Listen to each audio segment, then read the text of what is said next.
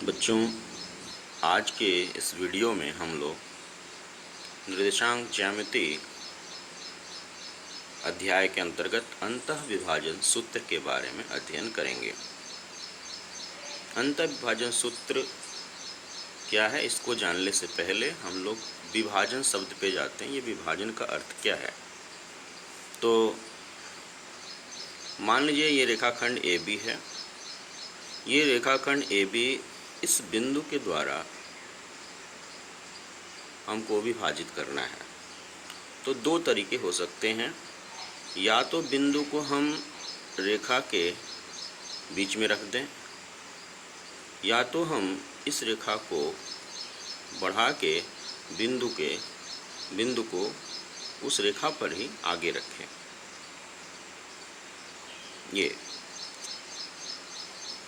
ये जो केस है बच्चों, जिसमें कि हम बिंदु को रेखाखंड के बीच में रखते हैं, ये अंतःविभाजन कहलाता है। आंतरिक रूप से विभाजित हो गई रेखा यहाँ पे। अगर बिंदु रेखाखंड के अंदर है तो आंतरिक विभाजन, और जो दूसरा केस हमने यहाँ बताया था जिसमें कि बिंदु रेखाखंड को हमने आगे बढ़ा के बिंदु को बाहर लिया था, ये हमारा बाह्य विभाजन है। आइए इसी चीज़ को थोड़ा डिटेल में पढ़ते हैं। ये जो बच्चों है, इसमें रेखाखंड AB है। रेखाखंड AB के बीच में ये बिंदु P है। बिंदु P हम कह सकते हैं, बिंदु P AB को आंतरिक तौर पे विभाजित कर रहा है। अब ये सवाल उठा कि जो बिंदु P है वो आंतरिक तौर पे किस अनुपात में विभाजित कर रहा है। तो बिंदु P ने जब इसको आंतरिक तौर पे विभाजित किया तो इस रेखा के दो खंड हो गए, AP और PB। तो हम कह सकते हैं कि ये जो आंतरिक विभाजन है उसका अनुपात AP:PB है। AP:PB। पुनः अगर हम वाह्य विभाजन की बात करें तो हमने इस रेखाखंड के बाहर बिंदु P लिया हुआ है। तो सवाल उठा कि यहाँ पे किस अनुपात में रेखा विभाजित कर रही है। तो हम चाहे बाह्य विभाजन हो चाहे अंतःविभाजन, हमेशा जब अनुपात पता करना होगा कि किस अनुपात में विभाजित कर रही है, तो बिंदु P की अंत बिंदुओं से दूरियां लेंगे, यानी P की A से लेंगे और P की B से लेंगे, यानी AP:PB। P की A से लिया AP और P की B से लिया तो PB। AP:PB ये अंतःविभाजन के लिए अनुपात हुआ। वाह्य विभाजन में एग्जैक्टली यही होगा। P से हम A की दूरी लेंगे, AP, यानी ये AP और बटे PB या BP, ये वाह्य विभाजन का अनुपात हो गया। आपके सिलेबस में बच्चों, आपके सिलेबस में अंतःविभाजन सिर्फ है, वाह्य विभाजन सूत्र आपके सिलेबस में नहीं है। तो हम पहले समझ लेते हैं हमको करना क्या है और फिर उसको हम फार्मूला उसके लिए निकालते हैं। तो यहाँ पे रेखाखंड AB है। A के निर्देशांक x1 y1 है, पता है आपको, पता रहेंगे आगे जो हम डिराइव करेंगे उसमें हम ये मान के चलेंगे A का निर्देशांक और B का निर्देशांक, ये दोनों पता हैं। और हमें ये भी पता रहेगा कि बिंदु P AB को किस अनुपात में विभाजित कर रहा है। तो यहाँ पे हमने मान लिया कि m:n के अनुपात में आंतरिक तौर पे विभाजित कर रहा है। हमको करना क्या है, हमको P का निर्देशांक निकालना है। तो बच्चों, जो हमको P का निर्देशांक निकालना है तो हम मान लेंगे P का निर्देशांक x y है। तो हमारी कोशिश होगी इसी x y को निकालने की। तो आइए बच्चों, इसको हम लोग करते हैं। इस चित्र पे देखिए। इस चित्र में बच्चों हमने ये x एक्सिस लिया हुआ है, ये हमारी y एक्सिस है। हमारा रेखाखंड है AB, ये हमारा रेखाखंड है। और इसके अंत बिंदु के निर्देशांक A और B के निर्देशांक आपको पता है। A का निर्देशांक है x1 y1 और B का निर्देशांक है x2 y2, ये हमें पता है। अब बिंदु P जो है यहाँ पे, ये इस रेखाखंड AB को अंतःविभाजित कर रहा है।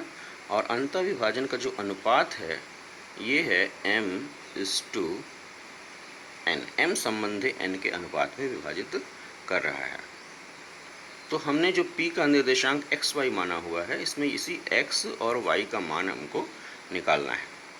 हमें ये पता है x1 y1 पता है, x2 y2 पता है, अनुपात पता है, x y का मान निकालना है। तो हम यहाँ पे कुछ रचनाएं करेंगे बच्चों। A से हम x एक्सिस पे ये लंब डालेंगे AC।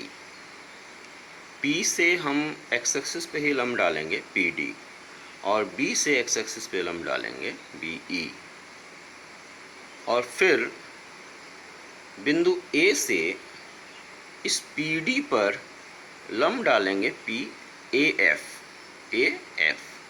और बिंदु P से BE पर लंब डालेंगे PG। तो इतना काम हम रचना के अंतर्गत करेंगे। अब आइए बच्चों देखिए, यहाँ पे हम आगे क्या करेंगे। हम त्रिभुज APF ये त्रिभुज ले लिया हमने, और त्रिभुज PBG ले लिया। ये दो त्रिभुज हम लेके आगे चल रहे हैं, और हम कोशिश करेंगे कि ये त्रिभुज सिमिलर हो जाएं, समरूप हो जाएं। तो आप देखें यहाँ पे ये कोण बच्चों 90 अंश का होगा, क्योंकि आपने लंब डाला हुआ है, और यहाँ पे ये कोण 90 अंश का होगा। तो एक कोण दोनों त्रिभुजों का बराबर हो गया। दूसरी चीज़ बच्चों, ये रेखा जो होगी वो x अक्ष के समांतर होगी, और ये रेखा भी x अक्ष के समांतर होगी, तो ये आपस में भी समांतर होंगी। तो ये दो रेखाएं PG और PF ये समांतर हैं, PG और AF ये समांतर हैं, और ये हमारी तिर्यक रेखा है। तो संगत कोण बराबर होंगे, ये कोण और ये कोण बराबर होंगे, संगत कोण बराबर होंगे। तो दोनों त्रिभुजों में यानी PBG और त्रिभुज APF में दो कोण बराबर हो गए। तो इसका मतलब AA क्राइटेरिया से त्रिभुज PBG और APF समरूप हैं। अच्छा, अब ये समरूप हैं, तो तीसरा कोण, जो कि दो कोण बराबर है, तो तीसरा कोण ये वाला, ये भी इस कोण के बराबर होगा। अच्छा, अब बच्चों चूंकि दोनों त्रिभुज आपने सिद्ध कर दिया कि समरूप हैं, तो इनकी संगत भुजाओं का अनुपात बराबर होगा। तो संगत भुजाओं का अनुपात ले लेते हैं। इसमें बच्चों ये कोण 90 अंश है APF में, और PBG में ये 90 अंश है। तो 90 अंश के सामने की भुजा यहाँ पे AP हो गई, और इसमें 90 अंश के सामने की भुजा हो गई PB। तो AP और PB संगत भुजाएं होंगी। तो इनका अनुपात ले लिया बच्चों, ये देखिए AP/PB। ये फिर हमने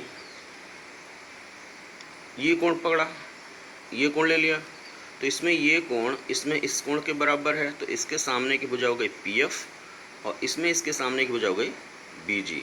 तो PF और BG ये संगत भुजाएं होंगी। तो ये देखिए बच्चों PF/BG। तो संगत भुजाओं का अनुपात बराबर होता है, इसलिए ये अनुपात और ये अनुपात बराबर होगा। फिर देखिए, अब तीसरी भुजा की बात कर लेते हैं।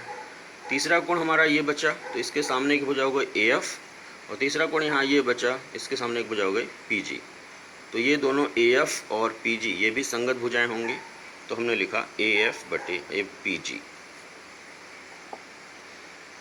इतना करने के बाद बच्चों, अब ये जो हमने अनुपात लिखा है, अब इस अनुपात को हम नोन वैल्यूज जो हमारी ज्ञात मान हैं, जो हमारे ज्ञात मान हैं, उसमें इन भुजाओं को लिखेंगे। हमारे ज्ञात मान क्या क्या हैं? x1 y1, x2 y2, m/n। ये हमें पता है। तो हमारी कुछ एक्स वाई हमें अननोन है। तो हम क्या करेंगे, इन भुजाओं को इन सब के पदों में, इन सब के टर्म्स में लिखेंगे।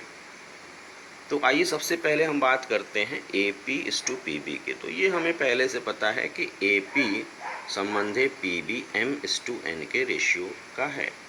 तो AP/PB को हमने लिख दिया m/n।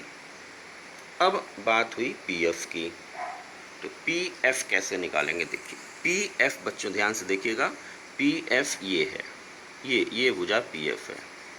कैसे निकालेंगे इसको? देखिए, चूँकि इस बिंदु का निर्देशांक है एक्स वाई, तो एक्स वाई का अर्थ ये हुआ कि O से D तक की दूरी x होगी और D से P तक की दूरी ये y होगी, ये y है। और इसका निर्देशांक है बच्चों x1 y1, तो O से C तक की दूरी x1 होगी और C से A तक की दूरी y1 होगी। तो ये C से A तक की दूरी y1 है, ये y1 है। तो चूंकि बच्चों ये आयत होता है और ये हमारा y1 है, तो हम कह सकते हैं कि ये भी y1 होगा, FD हमारा y1 होगा। अब चूंकि PD हमारा y है, FD y1 है, तो ये जो दूरी होगी ये हो जाएगी PD माइनस FD, यानी y माइनस y1। तो इसको बच्चों हम लोग लिख सकते हैं y माइनस y1। ये हमारा यहाँ पे देखिए लिखा हुआ है PF की जगह y माइनस y1। अब क्या निकालना है बच्चों? BG। BG देखिए कहाँ है? BG ये रहा, ये BG है, इसको निकालना है। तो BG निकालने के लिए हम क्या करेंगे कि B से E तक की दूरी में से, B से E तक की जो दूरी है उसमें से हम GE को निकाल देंगे। अब चूंकि इसका निर्देशांक है x2 y2, तो O से E तक की दूरी x2 होगी और E से B तक की दूरी y2 होगी। तो यानी ये पूरा यहाँ से यहाँ तक y2 है। और GE का मान PD के बराबर होगा, क्योंकि ये आयत है। जब ये आयत है तो PD की जो वैल्यू होगी वही GE की वैल्यू होगी। PD की वैल्यू हमें पता है y है, क्योंकि इसका निर्देशांक x y है, तो ये x और ये y, तो PD हमारा y, तो GE भी हमारा क्या होगा? y होगा। तो GE y हो गया और ये हो गया y2, ये हमारा y2 और ये y, इसका मतलब हो जाएगा ये जो होगा y2 में से y को निकालने पर प्राप्त होगा, यानी BG हमारा हो जाएगा y2 माइनस y। ये देखिए लिखा हुआ है y2 माइनस y। अब आप बात करते हैं AF की बात।